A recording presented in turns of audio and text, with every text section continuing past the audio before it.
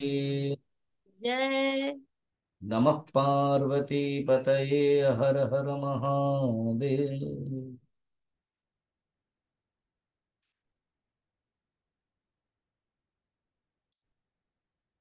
Question answer हेबा उचित मध्य एणु वेदांत सार रे निजे ही से क्वेश्चन रखछन्ते। एबे कौन क्वेश्चन रखछन्ते? कल जमते अर्पिता पचारथला कि ये जो पंचीकरण जो मेथड ये शंकराचार्य देइछन ता पूर्वरु थिला ना? यस माने यस कि नो उत्तर प्रश्न हो सेटा आ पोरे जो मॉडर्न आचार्य हेले ସେମାନେ ବି କିଛି ୟାକୁ କହିଛନ୍ତି ଆଉ କହିବା କିଛି ଦରକାର ନାହିଁ। ଅଲରେଡି ଅଥେଣ୍ଟିକ ତାର ଉତ୍ତର ଅଲରେଡି ମୁଁ ଦେଇଥିଲି କି କହିବାକୁ ଦରକାର ନାହିଁ। ଦେ ଏକ୍ସେପ୍ଟ ଇଟ କାରଣ ଏତେ ସୁନ୍ଦର ସିଷ୍ଟମାଟିକ ସାଇଣ୍ଟିଫିକାଲି ଅଛି। ଏକ୍ସେପ୍ଟ ଇଟ। ପ୍ରଶ୍ନ ହବ କୌଣସି ଉପନିଷଦରେ ଅଛି କି ସେଇଟାକୁ ସେ ନିଜେ ହିଁ ନଉଛନ୍ତି। ଯୋଉଟା ଆପଣ ମାନେ କାଲି ଦି ତିନି ଜଣ ପ୍ରଶ୍ନ ପଚାରୁଥିଲେ ସେ ନିଜେ ହିଁ ନଉଛନ୍ତି। ଏବଂ ଆଉ ଗୋଟେ କୈଳାସ ମଧ୍ୟ ପଚାରୁଥିଲେ ଏ ଯୋଉ ପଞ୍ଚୀକରଣ ଯେତେବେଳେ ହଉଛି ନା ସେତେବେଳେ ଏ ପୃଥିବୀ ତତ୍ତ୍ୱରେ ତ କାହିଁ ଆମେ ଆକାଶ ପୃଥିବୀରେ ତ ଆକାଶ ଦେଖୁନୁ ହେଲା। ଏମିତି ପ୍ରଶ୍ନ ଥିଲା ଆକାଶରେ ତ କାହିଁ ପୃଥିବୀ ଦେଖୁନୁ, ବାୟୁରେ ପୃଥିବୀ କେମିତି ରହିବ ଏସବୁ ତ ଦେଖୁନୁ। ତାର ଉତ୍ତର ନିଜେ ସେ ବଡ ସୁନ୍ଦର ଦଉଛନ୍ତି। ସେଇଟା ଗୋଟେ ଦେଖିବା। ତାପରେ ବି ସୃଷ୍ଟି ତତ୍ତ୍ୱ ଚାଲିଛି। ବେଦାନ୍ତ ବି ସୃଷ୍ଟି ତତ୍ତ୍ୱକୁ ସ୍ୱୀକାର କରୁଛି। ତାପରେ କହିବ କି ଅଧ୍ୟାରୋପ ଅପବାଦାଭ୍ୟାମ ନିଷ୍ପ୍ରପଞ୍ଚମ ପ୍ରପଞ୍ଚତେ, ସେଇଟାକୁ ମନେ ରଖିଥିବେ। ବୁଝे ଏ ଯୋଉ ସୃଷ୍ଟି ଏ ସବୁ ଅଧ୍ୟାସ ବ୍ରହ୍ମ ଦୃଷ୍ଟି ଅଧ୍ୟାସ କହୁଛନ୍ତି କିନ୍ତୁ ସୃଷ୍ଟି ବିଷୟରେ କହୁଛନ୍ତି ନା। ଯେତେବେଳେ ଆମେ ସୃଷ୍ଟିରେ ଅଛୁ ସୃଷ୍ଟି ଜାଣିବା ଦରକାର କେମିତି ତିଆରି ହେଲା, ଏ ଶରୀରଟା କେମିତି ହେଲା, ଖାଦ୍ୟ କେମିତି ଆସୁଛି, ଲୋକ କେମିତି ଅଛି। ମାନେ 14 ଲୋକ ବର୍ତ୍ତମାନ ଆଗରେ ଆସିବ। ସ୍ଥୂଳ ଶରୀର ଠିକ ତାପରେ କେବଳ ସ୍ଥୂଳ ଶରୀର ଗୋଟିଏ ନୁହଁ, ଏଟା ସବୁ ସମଷ୍ଟି। କିଏ ତ ଜଣେ ତିଆରି କରିଛି ଏ ଜଗତକୁ। ଏସବୁ କହିବାର ପର୍ପସ କଣ? ଯେମିତି ସେଦିନ ସୂର୍ଯ୍ୟକାନ୍ତି ପଚାରୁଥିଲା ପର୍ପସ କଣ ମୁଁ ଜାଣିବୁଝି କି ରେଫରେନ୍ସ ଦଉଛି। ଯୋଉମାନେ ପଚାରିଥିଲେ ସେମାନେ ମନେ ପଡିବ। ଏବଂ ମୁଁ କ୍ୱେଶ୍ଚିନ୍ ଆନ୍ସର କୁ କୌଣସି ଅ ଉପେକ୍ଷା ଦୃଷ୍ଟିରେ ଦେଖୁନି, ବରଂ ତ ଗୋଟେ ପ୍ରମୋସନ ଦୃଷ୍ଟିରେ ଦେଖୁଛି ହେଲା। ଯେମିତି କାଲି ପବିତ୍ର କହୁଥିଲେ କି some it is very difficult, it is a science, scientific. Difficult ହବ ଯଦି ସେ ନିଜେ ହିଁ କହିଲେ କି ଯଦି ମାଇଣ୍ଡ କନସେନ୍ଟ୍ରେଟ ହେଇକି ନ ଶୁଣିବ ସ୍ୱାମୀଜୀ ତ ବड़ा ମୁସ୍କିଲ ହେଇଯିବ। କି ଯଦି କହିବ ମୁଁ ଚାଲି ଚାଲି ଶୁଣିବି ଆଉ ୱାକିଂ କରିବି, वो फिर मंद बुद्धि मध्यम अधिकारी। ସେ ମୁଁ ଶରୀରକୁ ବି ଧ୍ୟାନ ଦେବି ଏବଂ ବୁଦ୍ଧିକୁ ବି ଧ୍ୟାନ ଦେବି, ସେଇଟା ହବନି। ଜଣେ ମେଡିକାଲ ଷ୍ଟୁଡେଣ୍ଟ ଯଦି କହିବ ମୁଁ ଚାଲି ଚାଲି ଇଏ ବେଡେଡ ବଡି କରିଦେବି, ନଟ୍ ଆଲାଉଡ୍, ଗେଟ୍ ଆଉଟ୍। ଦିଟା ଯାକ ଡିଫିକଲ୍ଟ ରହିଲା। ଆମେ କଣ କରୁଛୁ ସମୟକୁ ଆମେ କମ୍ପ୍ରୋମାଇଜ କରୁଛୁ। ତ Vedanta can not be compromise. ଏବେ ଭାଗବତ ଗୀତା ଠିକ ଅଛି, ଇଭେନ ଗୀତା ମଧ୍ୟ ନୁହଁ। ଇଏ ତ ବିଲକୁଲ ନୁହଁ, ଇଏ ତ ସିରିୟସ ଷ୍ଟୁଡେଣ୍ଟସ୍। ଜଣେ କହିବ ଆପଣ ନେଲେ କାହିଁକି ଏଇଟାକୁ? ବର୍ତ୍ତମାନ କଠିନ ହେଇଗଲାଣି, ବହୁତ କମ ଲୋକ ଶୁଣିଲେଣି, ଧୀରେ ଧୀରେ ଲୋକ ଚାଲି ଯାଉଛନ୍ତି। ଡଜଣ୍ଟ ମ୍ୟାଟର, 5 ଜଣ 10 ଜଣଙ୍କୁ ବି ଇଣ୍ଟରେଷ୍ଟ ଲାଗିବ।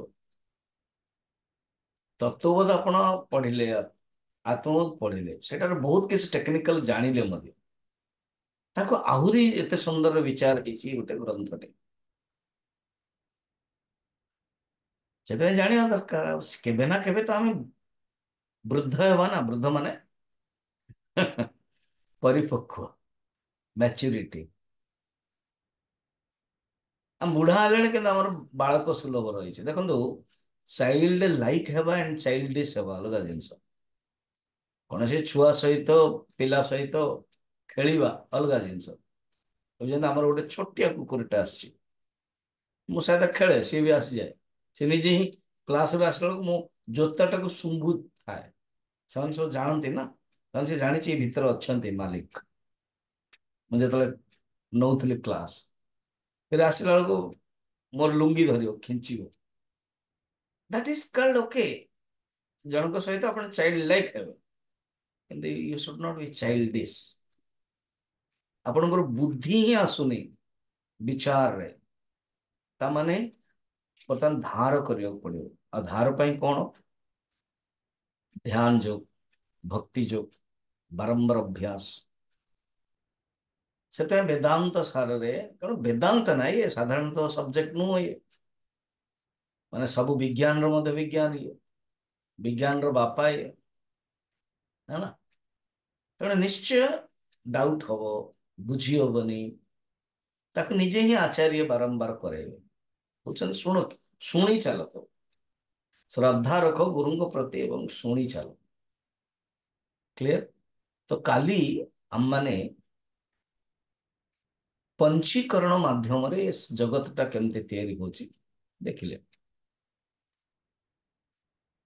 ଏବଂ ଏଇ ଯୋଉ ଜଗତଟା ତିଆରି ହେଲା କେମିତି ନା, ପ୍ରତି ଏ ଯୋଉ ପାଞ୍ଚଟା ମହାଭୂତ ଅଛି, ଇଏ ଅପଞ୍ଚୀକୃତ।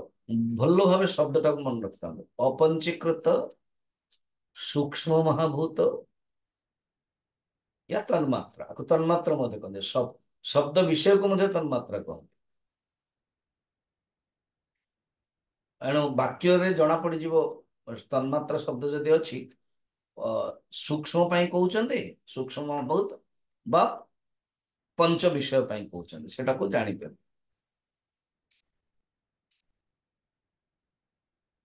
ତ ପାଞ୍ଚଟା ରଖିଲେ ତାକୁ ଦି ଭାଗ ହେଇଗଲା। କହୁଛନ୍ତି ପ୍ରଥମ ଯୋଉ 50% ତାକୁ ରହୁଛି, ବାକି ଯୋଉ 50% ସେଟା ହେଲା ଚାରି ଭାଗ ହେଇଗଲା। ଯେତେବେଳେ ବାକି ଯୋଉ 50% ଚାରି ଭାଗ ହେଇଗଲା, ସେଟା ଫିर ଅନ୍ୟ ଜାଗାରେ ମିଶିଲା। ସବୁଦିନ କ୍ୱାଣ୍ଟିଫିକେସନ କହନ୍ତି, ପେଣ୍ଟାଫିକେସନ, କ୍ୱାଣ୍ଟିଫିକେସନ, ଏଣ୍ଡ ଦେନ୍ ପଞ୍ଚୀକରଣ ହେଇଗଲା। ଏବଂ ଯୋଉ ଆକାଶ, ବାୟୁ, ଅଗ୍ନି, ଜଳ ଆମେ ଦେଖୁଛୁ, ତାର ଏଇ ଛୋଟ ଛୋଟ ସବୁ ଅଂଶ ମିଶିଛି। ଏବେ ଯେ ସେ ପ୍ରଶ୍ନ ହବ, ଇଏ ଆକାଶରେ ତ ପୃଥିବୀ ତତ୍ତ୍ୱ ଦେଖାଯାଉନି, ଆକାଶରେ କାହିଁ ପୃଥିବୀ ତତ୍ତ୍ୱ ଅଛି? ପ୍ରଶ୍ନ ହବ। ବାୟୁରେ କାହିଁ ପୃଥିବୀ ତତ୍ତ୍ୱ ଅଛି? ହୁଁ? ତ କିନ୍ତୁ ପୃଥିବୀରେ ଆକାଶ ତତ୍ତ୍ୱ ରହିଛି, ବାୟୁ ତତ୍ତ୍ୱ ରହିଛି। କାରଣ ଆକାଶ ତତ୍ତ୍ୱର ଗୁଣ କଣ? ଶବ୍ଦ।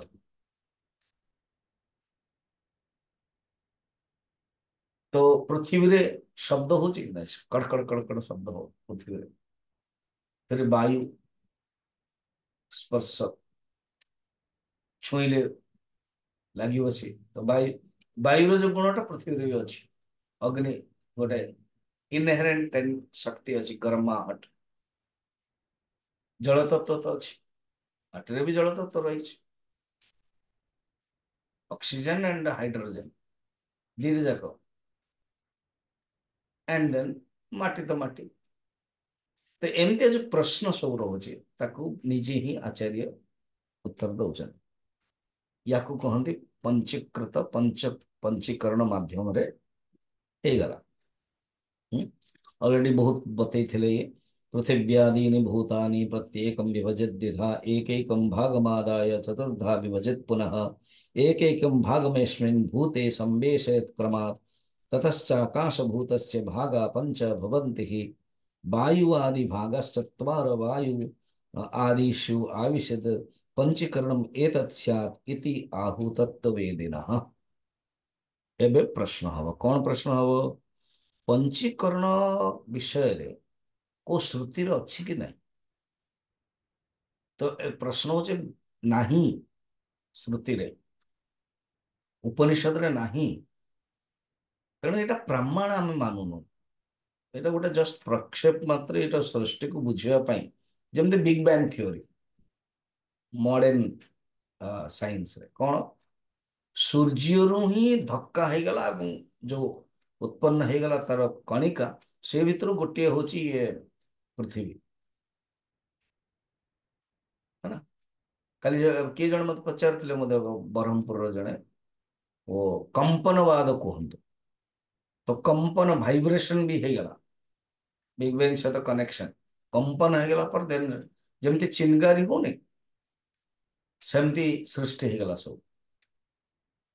ଆଉ ଗୋଟେ କମ୍ପନର ଅର୍ଥ କଣ ହଉଛି ସ୍ଫୋଟବାଦ ଶବ୍ଦ ସାହିତ୍ୟରେ ପଢାଯାଏ। ଦର୍ଶନର ମଧ୍ୟ ସ୍ଫୋଟବାଦ କମ୍ପନ ହବ। ଯେମିତି ବେଦାନ୍ତରେ ବା ସାଂଖ୍ୟ ଦର୍ଶନରେ ନିଅନ୍ତୁ कि जो प्रकृति साम्य अवस्था थिला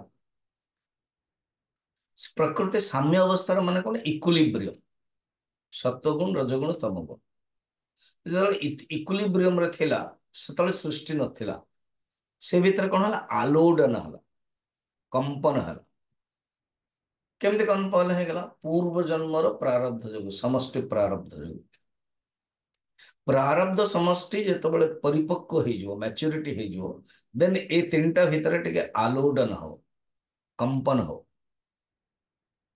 देन सृष्टि प्रारंभ हो वर्णन तो ये सृष्टि वेदांत स्वीकार करुचे बेसी सृष्टि मध्य सांख्य दर्शन रो नउची एठी मध्य वर्णन भागवत रे मध्य सृष्टि वर्णन अछि।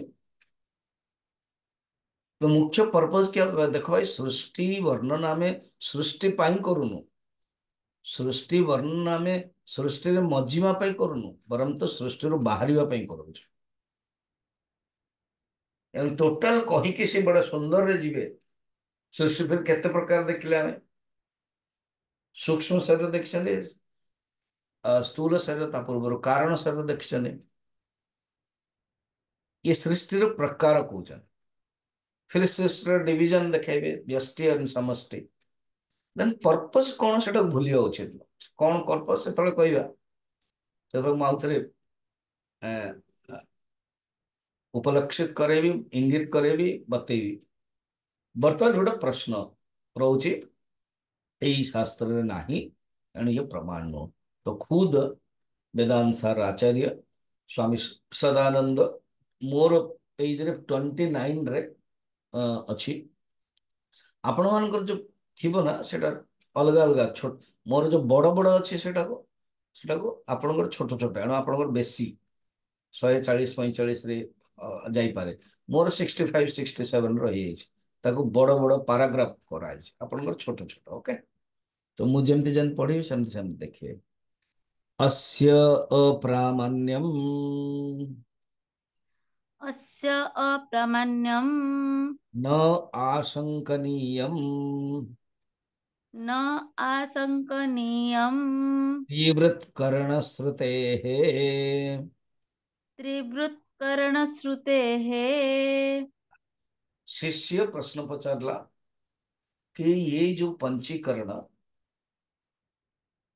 प्रमाण नाही एणु ये अप्रामाणिक इट इज अनएथेंटिक विज्ञान रे मध्य जोटा ऑथेंटिक अछि ना ताको थियोरी कहते ऑथेंटिक पूर्वर प्रमाण पूर्वर ताको कहते हाइपोथेसिस जो माने साइंस स्टूडेंट साइंस रो बैकग्राउंड से माने बुझ पारे hypothesis it is myth MYTH myth से पुराण को कहा जाए माइथोलॉजी कारण ये मिथ रु आसला माइथोलॉजी ये पता नहीं कहानी अरे समुद्र मंथन एमती कौन हम गोटे मंदिर पर्वत को पठा हम ये हम ये से कहते मिथ माइथोलॉजी ठीक तो ये प्रमाण आम माने विज्ञान सहित देखुचु प्रत्यक्ष प्रमाण हो बा अनुमान प्रमाण हो सेटा को आम मानिबा कौन से गोटे प्रमाण आर नुह श्रुति रे जो आपण कहउछन उपनिषद रे तार भी नुह जब प्रश्न हो आचार्य निजे ही कहते अस्य अप्रामाण्यम एहार एहार माने कहार पंचीकरण यार माने कारण स्थूल शरीर सृष्टिर ये जो स्पेशली पंचीकरण प्रक्रिया सृष्टि तो मानवा सबुथ अच्छी एतस्मात्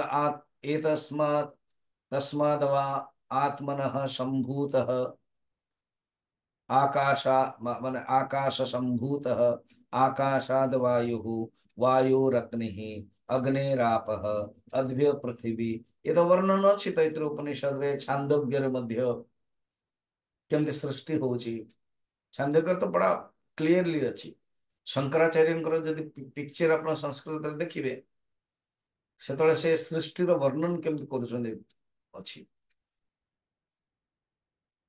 असी जेमती जेमती श्लोक कहउछन्ते शंकराचार्य सेमती सेमती फिल्म रे तो सुविधा ना ଯେମିତି କହୁଛନ୍ତି ବର୍ଷା ହଉଛି ତ ମାନେ ବର୍ଷା ଦେଖଉଛନ୍ତି ଅଗ୍ନି ହଉଛି ଅଗ୍ନି ବାୟୁ ବାୟୁ ଦେଖାଇଲେ एंड आकाश आकाश को दिखाइले फिर मनुष्य रज वीर्य को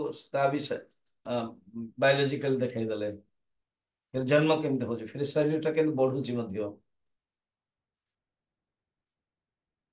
सृष्टि वर्णन अच्छी सबुतरे प्रमाण अच्छे समस्ते स्वीकार भी कर पुराण रे भी अच्छी खुद भगवान भी इंगित भी कर दौरान दधामी अहम मु ही सृष्टि करोची चतुर्दश अध्याय रे सूयते सचराचरम मया दक्षेण प्रकृति ही निजे नवम अध्याय मध्य कहते तो सृष्टि वेदांत उपनिषद गीता भागवत सब अच्छी मेन टॉपिक हूँ पंचीकरण पंचीकरण ये रे भी नहीं भागवत रे भी नहीं भागवत रे जो वर्णन सृष्टि तो सांख्य दर्शन सहित जो अच्छी कि प्रकृति एमती आसला ये है लिखाई जस्ट माने तामसिक अहंकार सृष्टि हो गला पंच महाभूत एग्जैक्ट शब्दटा दिहलानी पंचीकरण बिना पंचीकरण से हबनी सृष्टि हबनी तो जो प्रश्न रोचे पंचीकरण स्पेशल नहीं तो कहन अस्य अप्रामाण्यम न अशंकनीयम शंका कर ना आ विषय अच्छा शंका करवा नहीं आचार्य क्लियरली कहते देखो शब्द देखो अस्य अप्रामाण्यम प्रमाण नहीं बोली शंका कर ना कौन त्रिवृत करण श्रुते है अरे श्रुति रे छांदोग्य उपनिषद रे त्रिवृत करण विषय बतागला कहगला तो देखो शब्दटा अच्छे ना त्रिवृत करण त्रिवृत माने तीन कौन अग्नि जल एवं पृथ्वी ये तीन टा को लेकिन डिटेल अच्छी त्रिवृत करण षष्ठ अध्याय रे मु बर्तमान षष्ठ अध्याय नेबार अच्छी छांदोग्य तत्वमसी त्रिवृत करण रे केबुठ नेबी बोधे 22 तारीख नेबी जुलाई 22 ओके कहीं जुलाई 20 रे सुंदरकांड पाठ अच्छे अपन लास्ट बेलू जॉइन करें 5:30 रु जॉइन करें 21 तारीख रे वेद व्यास पूजा गुरु पूर्णिमा ये जून जुलाई रे बहुत गुरु है जून 23 रे अपन स्वामी जी कले जून 30 रे स्वामी तेजमानंद जी है देन जुलाई रे भी गुरु वेद व्यास जी बिना तो आमर कथबार्ता ही पारानी से होचन सब किसी वेदांत दर्शन तो बापा ये तो छोटो छुआ ये वेदांत साहब से तो 555 सूत्र रे तापरे वेद को अलग अलग कले महिमा तो मेन गुरु सी व्यासोच्चिष्टम जगत सर्वम ये व्यासंकर ही सब झूठा वचन ये सारा जगत तांकरी आमे 21 तारीख करिया जुलाई गला फिर अगस्त 3 रे गुरुदेव भी आसो स्वामी चिन्मयानंद जी गुरुदेव समाधि दिवस आसो तेणु यही मासरे पूरा गुरुंकर कथा ही गुरु पर्व कहते तो 22 रु मुझे भी छांदोग्य उपनिषद जीवन रे ना ये उपनिषद तो शुणा उचित वन ऑफ द बेस्ट सिरमोर उपनिषद ये तत्वमसी कारण वेदांत जदि गुरु को पाखक आसिले गुरु धड़ाक की कहते तत्वमसी तुम्हें जो निज निज भावुच ये भी आसो वेदांत तत्वमसी महावाक्य ऊपर बहुत ही सुंदर वर्णन रोचे वेदांत सार तापर वाक्यवृत्ति जो देखियो आहरी बढ़िया शंकराचार्य से तो तत्वमसी शुणा उचित जीवन रे एटलिस्ट कही पारे क्या कारण देखो आपण जो समाज रे जेमती जाउचंदे सेमिति आपणकर व्यवहार हो बिजनेस वाला पाखु जे तो बिजनेस ही कथबार्ता हे से जो घोड़ा कौन तो घोड़ा दौड़ होते ना कौन हॉर्स रेस कथबार्ता हो ये मेरा रेड दौड़ रहा है हाँ फिर जो सत्ता सट्टा ना सत्ता करती आउ जो ये जो गुंडा माने जो पैसा नियंते 15 टाकू 15 मान तांकर कोड वार्ड अछि 15 कोटा तो माने 15 लाख सेटा वा लाख कहबेनि से सोना बेपारी तांकर भाषा रही जदि आपण वेदांत क्षेत्र आसिले कौन से गोटे आध्यात्मिक गुरु पाखक आसिले ताठू चाहिए कि मते तत्वमसी उपदेश दिखाते गुरु पाखे आम जाऊँ कौन पे ना आमर यहाँ भल कर दिंतु से भल कर दिंतु आध्यात्म वेदांत पाखक बहुत कम लोग जाते तेणु जीवन रे एमती तत्वमसी छांदोग्य उपनिषद वेदांत सार तेणु जदि आप वेदांत सार शुणिली से वेदांत सार जी वक्ता वेदांत जहाँ हो तो शुणी पूर्व शुणी देछि आपण मैंने कहना ब्रह्मसूत्र पढ़ातु ये पढ़ातु कहले आराम सब धीरे धीरे गोटे गोटे कोर्स अच्छे जड़े कह क्वांटम थ्योरी पढ़ी सारे इज गोटे एमसी स्क्वायर पढ़ी सारे ओ ताने पूरा टोटल सी +2 कर +2 कर पूर्व हाईस्कल भी कर से बीएससी कर फिर एमएससी कर फिर डॉक्टरेट कर तेज जाकि क्वांटम थ्योरी उपरे डॉक्टरेट कर ऑटोमेटिक जड़े वेदांत सार जदि पढ़ी पूर्व पढ़ी तत्वबोध आदि ये तेणु तुम्हें शंका कर ना छांदोग्य उपनिषद त्रिवृत्तकरण अच्छी त्रिवृत्तकरण कौन ना 3टा को लेकर करते से हूँ अग्नि जल पृथ्वी यहाँ तेणु जो 3टा करा जाइछि पंचीकरण मध्य सेटा ही उपलक्षण सेटा मध्य अच्छी तमे उपलक्षित हो माने इंडिकेट भी कराई एटा को तुम भाव कहीं पंचीकरण शब्दटा कहलेनि सेतबले गुरु भाविले कि मुझे 3 माध्यम बुझेदेले बुझीज एवं आकाश एवं वायु ये अभिन्न तत्व बिना आकाश तुम उठेले करिपारिबानी किछि पारिबानी तेणु आकाश एवं वायु जीवन जदि आसक पड़े वायु तेणु आकाश वायु से इनक्लूडेड कौटे अग्नि रे जल रे एवं ये अपंचीकृत से 3टा को सी ना बुझापी त्रिवृत्तकरण इजी 5 को देख ना मत भी 5टा फूल रख बाग कर बुझेला बेलू बड़ा डिफिकल्ट कहते त्रिवृत्तकरण कहते माने सृष्टि तो गोटे प्रक्रिया बतई ना बस जदि त्रिवृत्तकरण गोटे प्रक्रिया पंचीकरण गोटे प्रक्रिया जड़े स्त्री लोकटे 3टा आइटम करके आपन खाया देले सी आ 5टा आइटम दे पारे जड़े मत कहता स्वामी जी आप आसन मुझे गोटे भाइराल करेली ओडिया जो खाना ना ओडिशार ब्रह्मपुर साइड ओडिशार पखाल भात गरम दिन पखाल भात दही पड़ी आ जो मैंने कंचा मरीच खाते हरी मिर्च सेटा भी टिके पड़े आ जो मैंने पियाज खाते आहरी भी पड़े टेस्ट लगे मत कह पड़ा कि हटे दौचे देन अलग अलग सब कौन कौन कखारु फूल भजा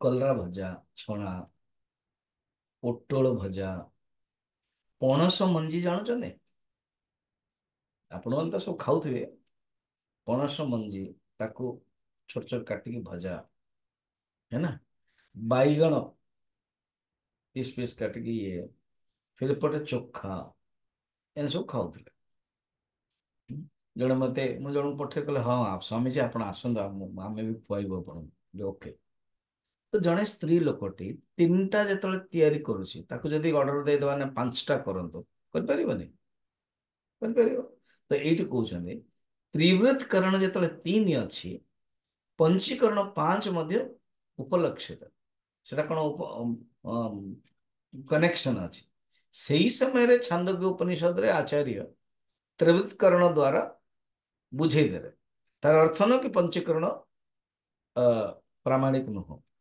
कही ना आवश्यक पड़े यहाँ मन रखता पढ़ा तापर वाक्यटा कि त्रिवृत्तकरण तो अच्छी ना त्रिवृत्तकरण अच्छी वर्णन अच्छी छांदोग्य उपनिषद अच्छा ये वेदांत सार देखो भागवत पुराण आदि जाऊना नहीं तो ସେଇଠୁ ବି ମିଳିଯାଆନ୍ତା नहीं तो अन्य दर्शन रू भी कोई था से कहते नहीं त्रिवृत करण को आम प्रमाण मानुଛୁ ଆଉ त्रिवृत करण माने पंचीकरण जड़े जदि 3टा आइटम तैयारी करछि माने कौन 5टा आइटम करिवार सक्षम नुह खुशी सक्षम तो उपनिषद त्रिवृत करण बतई माने पंचीकरण बतई पारता सेकेंड आकाश और वायु को 3टा जाकर मिसी जाइए सेपरेट से कहना पंचीकरणस्य पंचीकरणस्य अपि उपलक्षणत्वात् अपि उपलक्षणत्वात् पंचीकरण को मध्य एमिति उपलक्षण जानिबा उचित इंडिकेट जानिबा उचित अंतर्भाव जानिबा उचित एटा मन रखता तापर प्रश्न हो कौन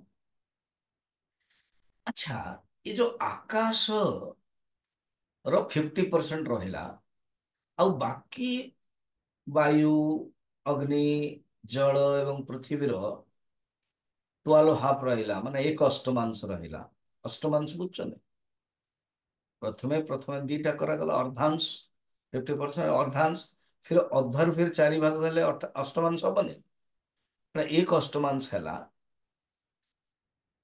ताले ये नाटा आकाश कहीं गला आकाश ही रहिला कारण अपंचीकृत रे मध्ये आकाश थिला आ पंचीकरण मिसेला मध्ये आकाश हो गला सेमते वायु थिला ओरिजिनल वायु तन्मात्रा तन्मात्रा माने कोन तत्त मात्रा सेई मात्रा रे सेई गुण रे सेई सांद्रता रे सेई डेंसिटी रे सेई प्रचुर मात्रा रे थिला बेले तार ना हो तन्मात्रा ओरिजिनल या तो ओरिजिनल पोजीशन रे थिला बेले तन्मात्रा जेतले से मिसी गला भी पंचीकरण भी हे गला पेंटा क्वांटिफिकेशन जदि हेता बेले तेबे भी सेई नाटा कहीं रहला तो बुझौचन से होला पढ़िबा पंचानम पंचात्मकत्वे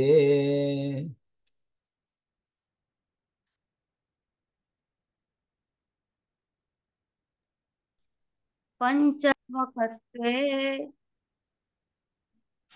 समाने अपि समाने अपि तेषु च तेषु च वैशेष्यात् वैशेष्यात् तत्वादस्तद्वाद तद्वादस्तद्वाद इति न्यायेन इति न्यायेन आकाशादि व्यपदेशः आकाशादिव्यपदेशः संभवति संभवति। क्वेश्चन सुनो प्रश्न थिला ना कौन प्रश्न को मन रखती है तभी जाके बुझी हो आकाश ର पंचीकरण रे अन्यान्य मध्य मिशिला तथापि ये कहीं आकाश रे ना हल कहीं आकाश रे ना हल किसी गोटे अन्य ना ही था तो क्वेश्चन देखो देखो पंचानाम पंचात्मकत्वे समाने अपि ये जो पंचा महाभूतर समान रूप रे पंचात्मक ହେଇଛି ये कारण समान रूप रही कौन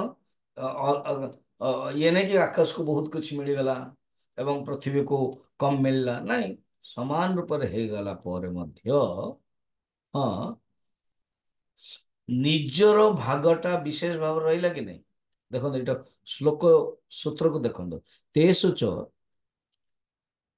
समाने अपि तेषु च वैशेष्यात् तदवाद तदवाद अर्थात अपने अपने भागर निज निजर विशेष भाग वैशेष माने निशर भाग विशेष भाग भूअत्य अधिकत्व हेबारु सेई नारे कुहागला ए वैशेष्य तदवाद तदवाद ये ब्रह्मसूत्र सूत्र सेटा बुझिया पई कहै ब्रह्मसूत्र रे एई कथाटा बुझिया पई कहै विशेष भाव रे अधिक थिबारु ताहाला एबे आपण देखु ना आमे मैंने चा पिउचे चा चा रे आपण देखंतु मात्रा दृष्टि क्षीर अधिक हो पारे एवं को जाने तो डायरेक्ट पूरा टोटल क्षीर रे चा पसंद करते से डाइल्यूटेड दरकार आउ के जन बिल्कुल पानी मिसाओनी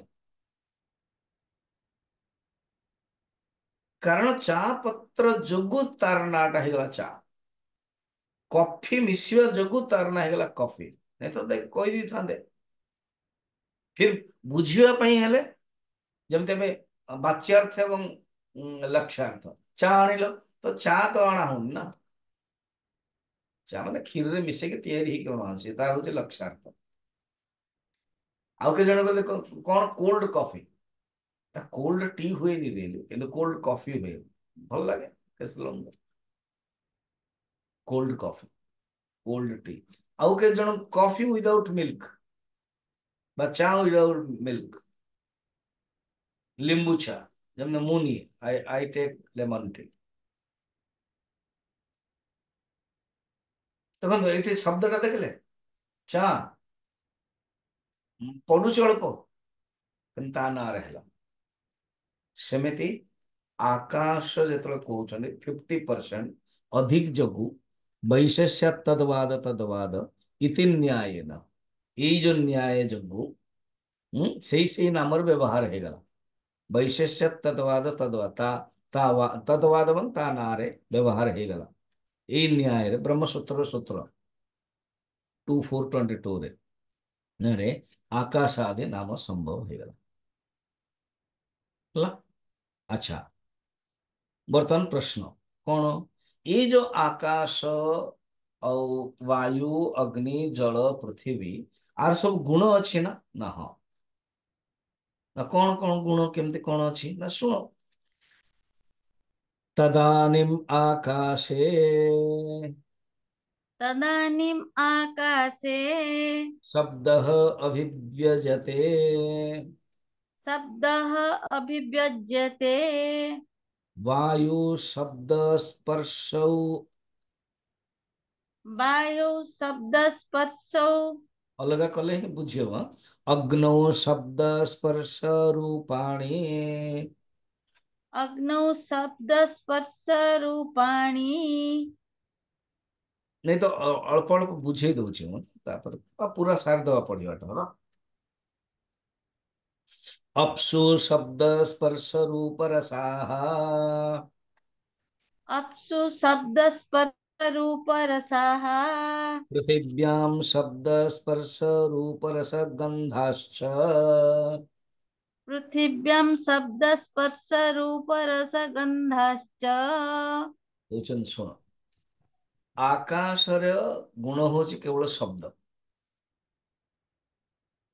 क्लियर आकाश रे गुण होछि शब्द अच्छा तदानीम माने कौन जानछन तदानीम माने ताहा परे तदानीम बस सही समय रे पंचीकरण समय रे पंचीकरण जो है हाँ कौन है आकाशर शब्द गुणटा अभिव्यक्त हो स्फुट रूप अप्रव्यक्त स्पष्टम अभिव्यक्त हो आकाशर गुण कौन शब्द आकाश जदि न था ना शब्द ही न था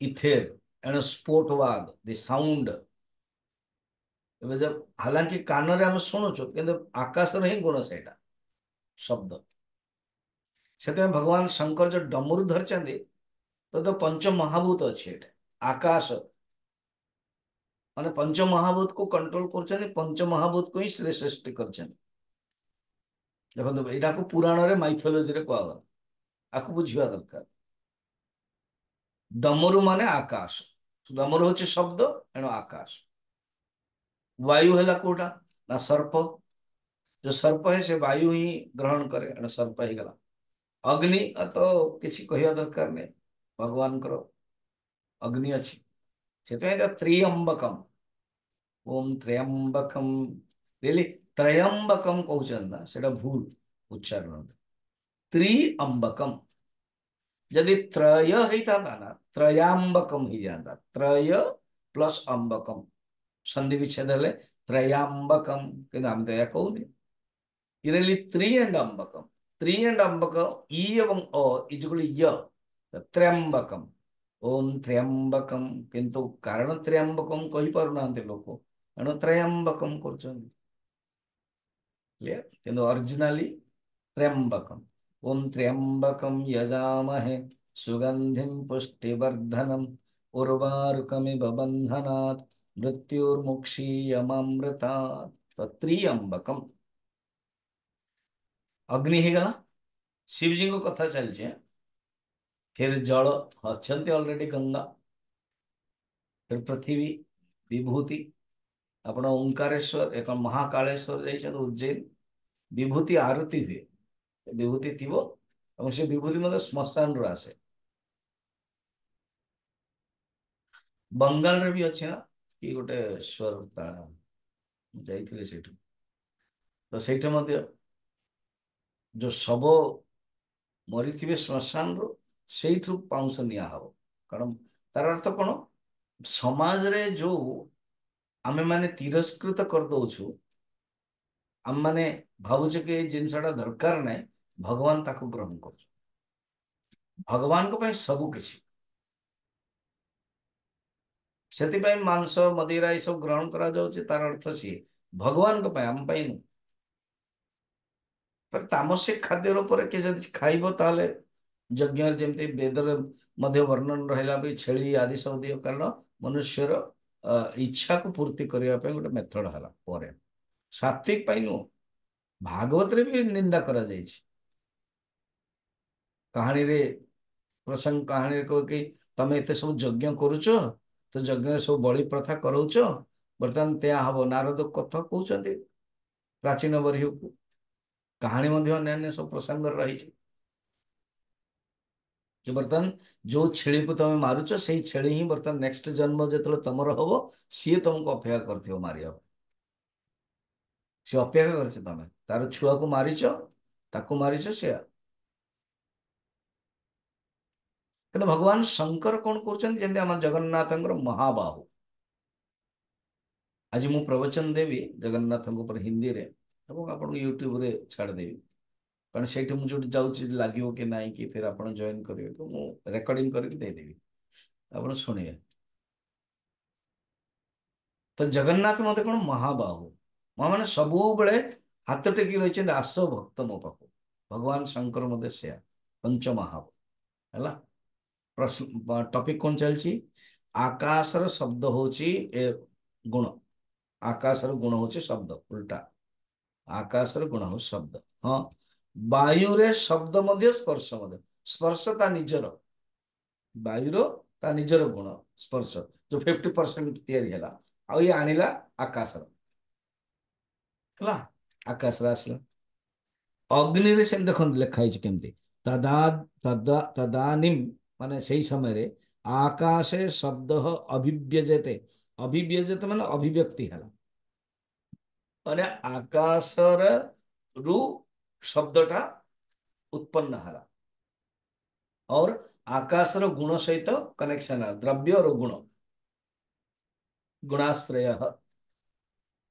द्रव्य द्रव्य आश्रय रे गुण था अच्छा वायु रे ता निजर स्पर्श और शब्द आसला फिर अग्नि रे लिखा देखो अभिव्यजते सब मिसेक पड़े वायु शब्द स्पर्श औ स्पर्श माने दीटा ना से वर्ष शब्द को संस्कृत देखिए तो वो लिखा है कि वो हबनी अग्नि तो सर्पौ फिर औ एवं अव हो संधि एटा अग्नौ शब्द स्पर्श रूपाणी रूपान्यसु रूपान्यप्सु लिखा है रूपाणी तो अग्नि रे शब्द स्पर्श रूप रूपटा निजर अग्निर वायु आनिला स्पर्श आकाशर शब्द अच्छा फिर अप्सु शब्द स्पर्श रूप रसाह अप्सुरे जल रे शब्द स्पर्श रूप रस रस निजर एवं बाकी तीन जन आनला आकाश वायु अग्नि जल रु अच्छा तापर देखो पृथिव्याम शब्द स्पर्श रूप रस गंधाश्च पृथ्वी रे पूरा चारटा जाक रहा ଶବ୍ଦ ସ୍ପର୍ଶ ରୂପ ପାଞ୍ଚଟା ଯାକ ଗନ୍ଧାଶ୍ଚ ଏଇଟା ସେ କହିବା ପାଇଁ ଚାହୁଁଛ। ପ୍ରଶ୍ନ ହବ କେମିତି କେମିତି? ଯେତେବେଳେ ଆପଣ କହୁଛନ୍ତି ଆକାଶ ବାୟୁରେ ପୃଥିବୀର ଅଂଶ ମଧ୍ୟ ମିଶି ଯାଇଛି, କିନ୍ତୁ ଆମେ ତ ସେୟା ଦେଖୁନୁ।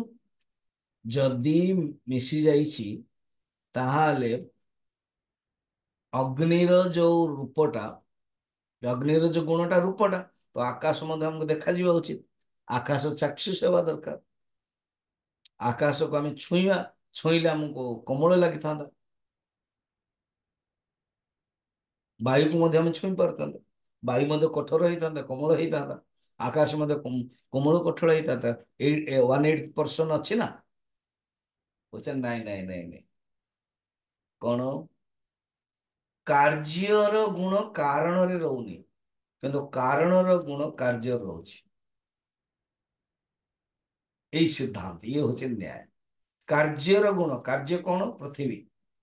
କାରଣ କାର୍ଯ୍ୟ କାରଣ ଆକାଶରୁ ବାୟୁ, ବାୟୁରୁ ଅଗ୍ନି, ଅଗ୍ନିରୁ ଜଳ, ଜଳରୁ ପୃଥିବୀ ଉତ୍ପନ୍ନ ହେଇଛି। କହୁଛନ୍ତି ସିଦ୍ଧାନ୍ତ ହଉଛି କାରଣର ଗୁଣ ଅନସ୍ୱିତ ହଉଛି। ହେଲା, ଯଦି କାର୍ଯ୍ୟର ଗୁଣ ମଧ୍ୟ ଅନସ୍ୱିତ ହେଇଥାନ୍ତା ତ ବାୟୁ କଣ? ବାୟୁକୁ ଟଚ୍ କରାଯାଏ, ଟଚ୍ କଲେ କଣ ହବ? ସ୍ପର୍ଶ କୋମଳ ହବ, ବା ଗରମ ହବ ବା ଥଣ୍ଡା ହବ। ତ ଆକାଶ କଣ ଗରମ ଥଣ୍ଡା? କାରଣ ଆକାଶରେ ବାୟୁର ଗୁଣ ଯାଇନି। ଏ ପୁରା ସାଇନ୍ସ। ସେମିତି କିନ୍ତୁ ବାୟୁରେ ଆକାଶ ତତ୍ଵ ଅଛି। ବିନା ଆକାଶରେ ବାୟୁ ରହି ବି ପାରିବନି। ଆକାଶ ତ ବାୟୁରେ ଆକାଶ ତତ୍ଵ ରହିଛି। ଫିର ଅଗ୍ନି, ଏମିତି ଗୋଟେ ଗୋଟେ ଗୋଟେ ଗୋଟେ କ୍ରମରେ ବଢିଯିବ। ତେଣୁ ପୃଥିବୀ ତତ୍ଵର ପୁରା 5ଟା ଯାକ ଗୁଣ ଅଛି। ସେଥିପାଇଁ କୁହାଯାଇଛି, ଦେଖୁନାହାନ୍ତି ଲାଷ୍ଟ ପୃଥିବ୍ୟାମ ଶବ୍ଦ ସ୍ପର୍ଶ ରୂପ ରସ ଗନ୍ଧ, ସବୁ ଯାକ ଅଛି। ଇଏ ହଉଛି ତା ନିୟମ।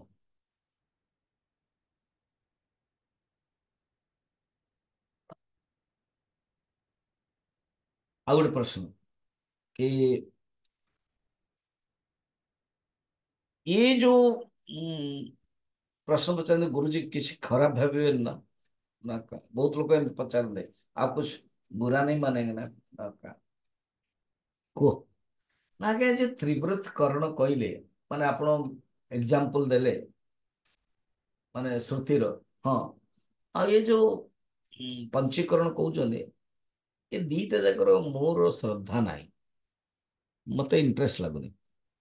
तर्क दृष्टि मु पचारि दउछि आपनको,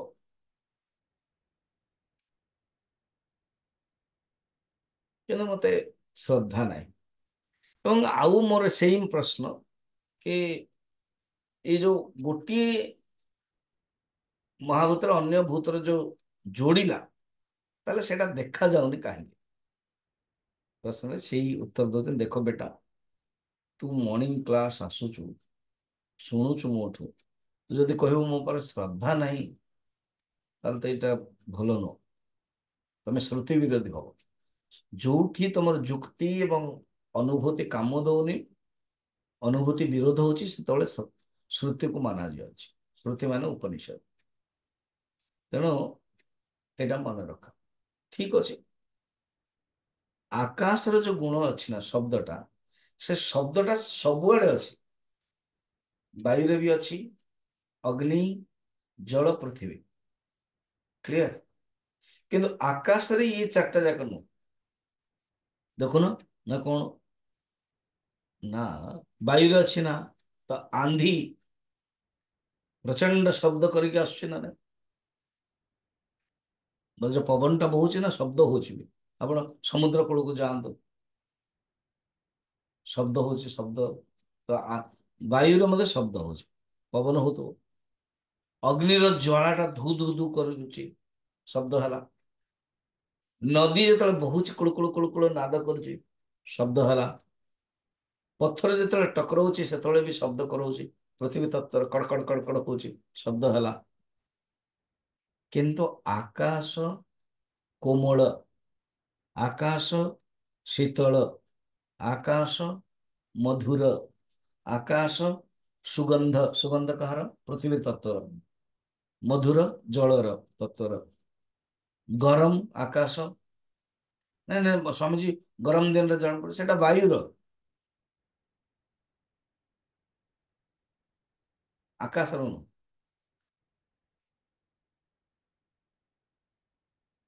ଏବଂ ସେଇଟା ମଧ୍ୟ ବାୟୁର ମଧ୍ୟ ଅଗ୍ନି ନାହିଁ, ନିଜର ଅଗ୍ନିର, ଯୋଉଟା ଅଗ୍ନି ଜଳୁଛି ସିଏ କେବଳ ବାୟୁ ଆଣୁଛି। ସେ ଯେତେବେଳେ ଗରମ ଲାଗୁଛି ଆମେ ଯୋଉ କହୁଛୁ ସେଟା ଅଗ୍ନିର ଅରିଜିନାଲ ହେଲା। ଏବଂ ପୃଥିବୀ ତତ୍ଵର କାଠଟା ଜଳୁଛି, କାରଣ କାଠ ଭିତରେ ଅଗ୍ନି ଅଛି। କାଠ ଭିତରେ ମାନେ ପୃଥିବୀ ତତ୍ଵରେ ଚାରିଟା ଯାକ ଅଛି, ତା ନିଜର ତ ଅଛି ଆକାଶ ବାୟୁ ଅଗ୍ନି ଜଳ ପୃଥିବୀ। ଏବେ ବୁଝିହେଲା ନା? ହଁ। ଏଣୁ ମନେ ରଖ, କାରଣ କାର୍ଯ୍ୟରେ ଅନସ୍ୟତ, କିନ୍ତୁ କାର୍ଯ୍ୟର ଗୁଣ ଏଇଠି ନାହିଁ। ଆଉ ଗୋଟେ ଶୁଣ ନା, କଣ ଏ ଯୋଉ 50% ନା ବୈଶେଷ୍ୟ ତଦବାଦ ସୂତ୍ରଟା ନ୍ୟାୟଟା କାମ କରୁଛି। ଯେମିତି ମୁଁ କହିଲି ଚା ନାଁରେ ଚା ହେଇଗଲା ପ୍ରସିଦ୍ଧ, କଫି ନାଁରେ କଫି ପ୍ରସିଦ୍ଧ ହେଲା। ସେମିତି ଆକାଶର 50% ଯୋଗୁ ଆକାଶ ତତ୍ଵ କେବଳ ଇଏ ମିଶିକି ପଞ୍ଚୀକରଣ ସ୍ଥୂଳ ହେଲା। ପଞ୍ଚୀକରଣ ମାନେ କଣ? ସ୍ଥୂଳ, ଏମିତି ବୁଝନ୍ତୁ, ସୂକ୍ଷ୍ମରୁ ସ୍ଥୂଳ ହେଲା। କେମିତି ବୁଝିବି? ଏ ଯୋଉ ଆଜିକାଲି ସବୁ ପ୍ୟାକେଟ ଖାଦ୍ୟ ମିଳୁନି, ଫ୍ଲାଇଟରେ ଆପଣ ଜାଣିଛନ୍ତି, ସେ ଆପଣଙ୍କୁ ସପୋଜ ଆପଣ ଦେବେ 200-250 ଟଙ୍କା ଦେଲେ, ବା ଆପଣଙ୍କୁ ଯଦି ପ୍ରଥମରୁ ଅଛି, ଦେନ୍ ରାବା ଉପମା, ଏମିତି ପୁରୀ ଗଜପତି ମହାରାଜ ସହିତ ମୁଁ ଥରେ ଯାଇଥିଲି ବୋଧେ ଫ୍ଲାଇଟରେ, ସ୍ୱାମୀଜୀ ଲେଟ୍ ଅସ୍ ଇଟ୍ ରାବା ଉପମା, ୟେସ୍, ଆମର ଟିକଟରେ ଥିଲା ବୋଧେ, ଏଣ୍ଡ ଦେନ୍ ଖାଇଲୁ। ଇଏ ଯାଉଥିଲୁ ଆମେ ଦାମନଯୋଡ଼ି ଯାଉଥିଲୁ ଫ୍ଲାଇଟରେ, ସେଟା ହଉଛି ଭାଇଜାକ୍, ଭୁବନେଶ୍ୱର ଟୁ ଭାଇଜାକ୍। ସ୍ୱାମୀଜୀ ୟୁ ଲାଇକ୍ ରାବା ଉପମା? ନାଇଁ ହେଲା।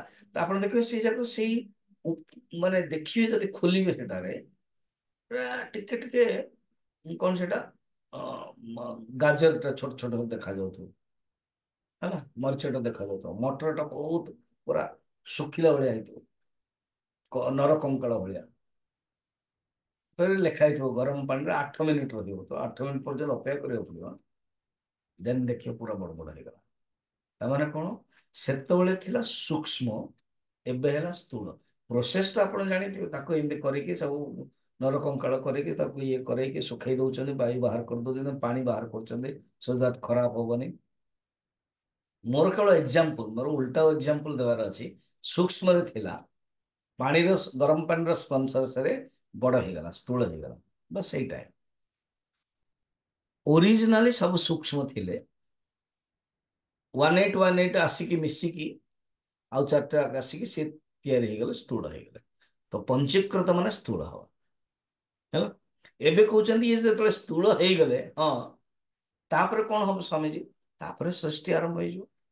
ଆଚ୍ଛା ନା, ହଁ, ଏଇମାନେ ହିଁ ସୃଷ୍ଟି କରିବେ, ଆକାଶ ବାୟୁ ଅଗ୍ନି ଜଳ ପୃଥିବୀ ସବୁ ମିଶିକି ସୃଷ୍ଟି ବର୍ଣ୍ଣନ। ଆଚ୍ଛା, ହଁ, এই पृथ्वी फिर जल, फिर अग्नि, फिर वायु, फिर आकाश, फिर वृक्ष लता, फिर सब कुछ। तथा आकाश संभूत आकाशाद वायु अग्नेराप अद्य पृथ्वी पृथिव्या औषधय पृथ्वी फिर कौन गोटे गोटे आसूचे औषधय, अर्थात बण वृक्ष सब आसी फिर घर ये सी, तो भगवान सृष्टि करदे पंचभूत, फिर हैला वृक्ष आदि, फिर आमे माने तैयारी कर घर आदि, जीव सृष्टि ईश्वर सृष्टि। एटा एठी भी देखिबा এবং पंचदशी रे डिटेल वर्णन अछि। बर्तमान सृष्टि वर्णन क्रिएशन हैला। एबे क्रिएशन केवल पंच महाभूतर थिला, एई पंच महाभूतर सारा जगत ता तैयारी होछि। कोन पढिबा ए पूरा लंबा अछि, गोटे गोटे अधा अधा करके दवा। एतेभ्यः पंचीकृतेभ्यः एतेभ्यः पञ्चीकृतेभ्यः एतेभ्यः भूतेभ्यः भूः भुवः स्वः भूः भुवः स्वः अहः जनः महः जनः तपः तपः सत्यम् सत्यम् इति एतत् इति एतत् नामकानाम् नामकानाम् उपरि उपरि उपरि उपरि विद्यमानानाम्। विद्यमानानाम्। अब ଏତିକି ସାରିଦେବା। କହୁଛନ୍ତି ଦେଖ, ମୁଁ ଯୋଉ ବର୍ତ୍ତମାନ ବେଦାନ୍ତ ସାରେ କହୁଛନ୍ତି ଆଚାର୍ଯ୍ୟ, ମୁଁ ଯୋଉ ବର୍ତ୍ତମାନ ଯୋଉ ସାତଟା ନାଁ କହୁଛି ଏମାନଙ୍କର ଲୋକ ତିଆରି ହବ। ଏତେଭ୍ୟ ପଞ୍ଚୀକୃତେଭ୍ୟ, ଏଇ ପାଞ୍ଚ ମହାଭୂତର ହିଁ ଲୋକ ତିଆରି ହଉଛି। କଣ ନା ଫାଷ୍ଟ ହଉଛି ଭୂହୁ। ଭୂ ମାନେ ପୃଥିବୀ ଆମ ମାନଙ୍କର। ଏଇ ଯୋଉ ପୃଥିବୀ ଲୋକ ଦେଖ, ପୃଥିବୀ ଗୋଟେ ନିଜେ ନିଜେ ମହାଭୂତ। ଏବଂ ଏଇ ଯୋଉ ତିଆରି ଯୋଉ ହେଲା ପଞ୍ଚମହାଭୂତରୁ ପୃଥିବୀରେ ସୃଷ୍ଟି ସ୍ଥିତି ଆଦି ସବୁ ହଉଛି, ସେ ହଉଛି ଭୂ। ଭୂ ମାନେ ୱାର୍ଲଡ। ସେ ୱାର୍ଲଡ ଭିତରେ ହିଁ ସାତଟା ସାଗର ଅଛି, ଦେନ୍ ଦେଶ ଅଛି, ସାତଟା ମହାଦେଶ ଅଛି, ଫିର ଇଏ ଅଛି, ସବୁ ଏ ସବୁ। ଦେନ୍ ଆମର ଭାରତ ଆସିଲା ପ୍ରଥମ, ମାନେ ମହାଦେଶରୁ ଗୋଟେ ହେଲା, ଆମେ ବାଛିଦେଲେ ଏସିଆ, ମାନେ ଏସିଆରୁ। ବର୍ତ୍ତମାନ ରାଜନୀତିରେ ତ କେତେ କମ ଚେଞ୍ଜ ହଉଛି, କୋଉ ଦେଶ ଭାଗ ବିଭାଜନ ହେଲା, ଇଏ ହେଲା, କଣ ହେଲା। ଆମର ଅଖଣ୍ଡ ଭାରତ ଥିଲା, ତାପରେ ବର୍ତ୍ତମାନ ଭାରତ ହେଲା। ଭାରତର ବର୍ତ୍ତମାନ ଆପଣ ଅଛନ୍ତି ବିଶେଷ କରିକି ଓଡ଼ିଶାରେ, ମୁଁ ଅଛି ପଞ୍ଜାବରେ, କିଏ ଅଛନ୍ତି ମହାରାଷ୍ଟ୍ରରେ, କିଏ ଅଛନ୍ତି ଝାଡ଼ଖଣ୍ଡରେ। ଏଇ ସବୁ ରାଜ୍ୟ ଅନୁସାରେ ହେଲା। ତାପରେ ଆପଣ ଆପଣଙ୍କ ଜାଗାରେ ଅଛନ୍ତି, କୋଉ ଜିଲ୍ଲାରେ ଅଛନ୍ତି, ଦେନ୍ କୋଉ ସାହିରେ ଅଛନ୍ତି, ଦେନ୍ ଆପଣଙ୍କର କୋଉ ଗାଁରେ ଅଛନ୍ତି, ଦେନ୍ ସାହିରେ ଅଛନ୍ତି, ଦେନ୍ ଆପଣଙ୍କର ଷ୍ଟ୍ରିଟ୍ ରହିକିରି ଆପଣଙ୍କ ଘରେ ଅଛନ୍ତି, ଆପଣଙ୍କର ଫ୍ଲାଟ୍। ସେ ଭିତରେ ପାଞ୍ଚ ଛଅଟା ରୁମ୍ ଅଛି। ସେ ଭିତରେ ଆପଣ ଗୋଟେ ରୁମ୍ ଅଛନ୍ତି। ସେ ଗୋଟେ ରୁମ୍ରେ ଆପଣଙ୍କ ଟେବୁଲରେ ଆପଣ ବସିଛନ୍ତି, ଦେନ୍ ଆପଣ ମୋବାଇଲରୁ ୟା ଲ୍ୟାପଟପରେ ଶୁଣୁଛନ୍ତି। ହେଲା, ଇଏ ହଉଛି ଭୂ।